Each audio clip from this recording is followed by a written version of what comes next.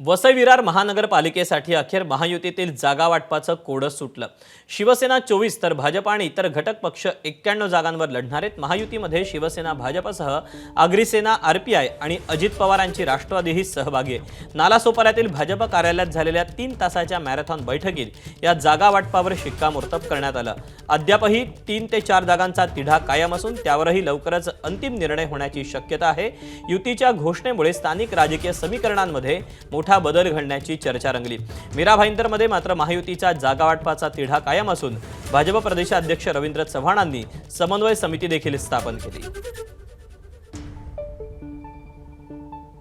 महायुतीचा निर्णय अंतिम झालेला आहे आणि आम्ही सर्वच राजन नाईक असतील, दुवे मॅडम असतील, तरे साहेब असतील, आमचे सर्वच पदाधिकारी आम्ही सगळं 2 तासापासून इथे बसलो होतो। त्याचबरोबर जे आम्हाला सीट पाहिजे होते त्याच्यावरती आता 24 सीटचं आमचं फायनल झालेलं आहे।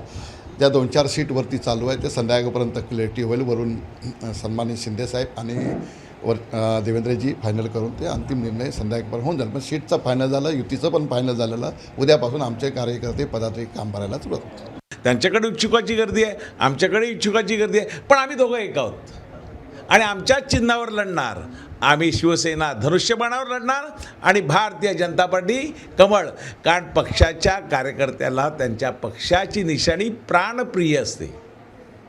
त्यामुळे आम्ही निशाणीवरच लढणार आणि भगवा महायुतीचा महापालिकेवरती फडकणार। प्रत्येक पक्षामध्ये जेव्हा इतक्या मोठ्या संख्येने इच्छुक असतात त्यावेळेला थोडंफार नाराजगी होणं अपेक्षित आहे, पण आम्हाला आमच्या कार्यकर्त्यांवर विश्वास आहे की जरी थोड्या वेळासाठी नाराज झाले तरी पक्षाचा आणि महायुतीचा झेंडा फडकवण्यासाठी सगळे एकच दिलाने एकजुटीने या निवडणुकीला सामोरे जातील। एबीपी माझा, उघडा डोळे बघा नीट।